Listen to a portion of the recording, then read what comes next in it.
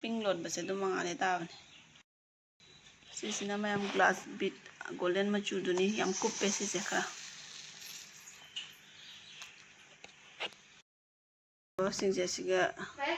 sige pat mana se si machu jina lon na pajaga to mani pink color sina na tra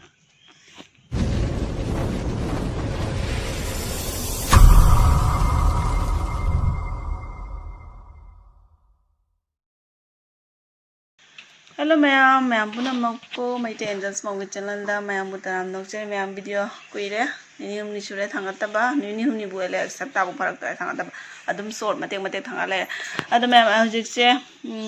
luhong bagi maugi ogidamni ko masi hayeng hachi luhong da ba ne du du na ina napu magi spidu mapan do hangam pan si sina machu oye do aina asi sina hojik tu ta dukhali ko ma asi se aise lining se fi se ani thai ko masagi ai fi amama ayambadi fi amamam gakta ta bane ba masagi kona ba ado kona da bida kap thabagi ma dai ai sina ne hojik ai sina asiga kona na lining se ani double thai da fi se kadang masa se kharak tengkhat na kangkhat na uye ba ko adui mathakta lining ama khakamu hojik si simu hap toimi asi sina ngak pam kak khraga kap ke kang hapagi oide me ba ado asiga lona dringai da asida direct fi da sumaina khilo basina sise manung changi ba ko ama se ora direct sigi masa se kona no fort ki do me yaw gi do me ba kap hapa matung da adu na ina hojik se si hap dringai da si ana hapori ba ado press age to ba ngasi je nong thi mangi nong su kana chuna press cha dre tang kare lakpa cha ge tami cha raga si hapa magadi phaga dami do cha ba nangau dre karen press to ba nangau dre karen chaki mina han nong laktana no si loraga idum tapna cha ni cha dra di phaja de ba mong ta de press to dra ga de ada hojik che ngasi che mayam ngasi je pi doi mi hojik ta loisalai ada loiraga di sigi ngasi gi block se asi oi na jingmina rasi ada amaka ka slowly ada se mami yang le tarana ba no no da bro maka kasu yang halak ko asi si ngasi loi ngasi bidem asi si no pura heavy work ni pura heavy work ni si lon ba loi se pura blue color chakre se gadi kaino machu ni khamen purple the dark machu bengoni color ka ido bengun color semya asi pura heavy work ni hai ada pura camera da di sumaina yenga di khara kaino oina chat mane sumaina naksala di pura blue type ta chakra sigi je pura asidi ma'am heavy work ni ko si khudang se sumaina tawrimi sidi loisale fanajam mamang lagi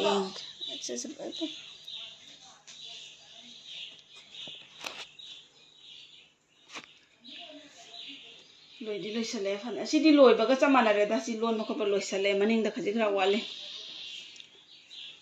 machudi phajai e camera da de semana si work ta ade maning thangwa side che ngala maning da se sumaina asi fitting mi gi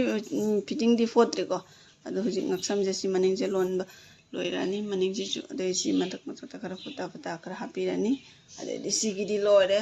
hujik han napu se ngamaga di ngasi hujik loisan ge tor mi loisala hujik loba lau waina nung din gi manung da hayeng chitki lu hong mane ba ado mau gi oide mina khara mamang da ge advance bibi ra di masu fi cha ba khopa fitting na katang kaino oi jain aina siga lau waina di hairi bani asi jo lu hong ma da set ka da bani liladi kano warani angauba mina ka liladi phajani aigi sigi laudori ba aigi blouse sigi oi ba customer je mem so ngauba phajaba mini ko adana ka liladi amen phajagrani colors ada hojik se napu se loiraga napu sigi dum khaka yengmina se asi sigi block se sigi oi si chat pa khot pa gi lep war chaninga pham laitre ada di thaban ju toy na chale thaban chalami na thing ma pai ngam de thabal lo pa siga dum tare mai se dum on chale amu aduna hojik sigi oina amu yeng minarasi aingon thamma yeng musme dikhao sakasih di loyang mana? Coba. Sudah dikai. Kudang saya selagi yang saudi ya kudang sih. Kudang saya fitting di hak cang yang mau foto ya bapak. Si foto laga, megi cang lo foto pilih ni. Kalau saya isi label loan balu sendiri gaya.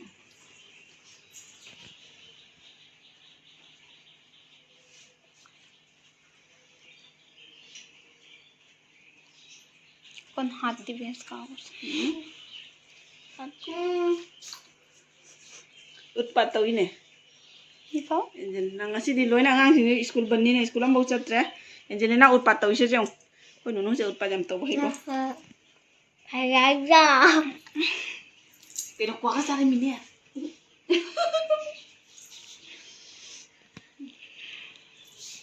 Ayaba ya. Mang hojik se ngaksan kakna tai balo ya ko ada hojik kap hapri. Ay kamasih. Kap se hojik hapte me ko kap se gi hapna bagi se siga ina hapna dagi ma thana thamne hojik se asi hap le raga amung tai sanna de mi du raga khudang se khupsan raga akak pinina khudang amung ya nang ya do kanu ngai kon no amum yaw da bine ko sleeveless ni adu duna hojik kap se hana hapi ge kap hap se yeng ora me asigi mabasi ga ina dak ama thai ko mi du gi hokchang gi khoi chest ki thaba ki size da ado aina siga tham ha ma dagi thamau re ba ko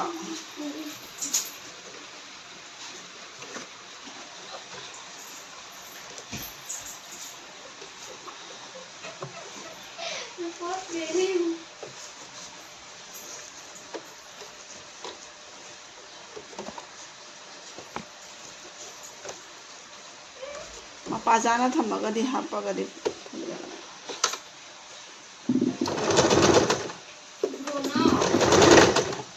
karen आ गया मैं हमारी की मैं कनो से inverter ना दी दुम चलाए बे यार मशीन जाते हैं सो करेंट है कोई ना लग सकता कोई इन्वर्टर से वो अदु दराई ना करेंट से की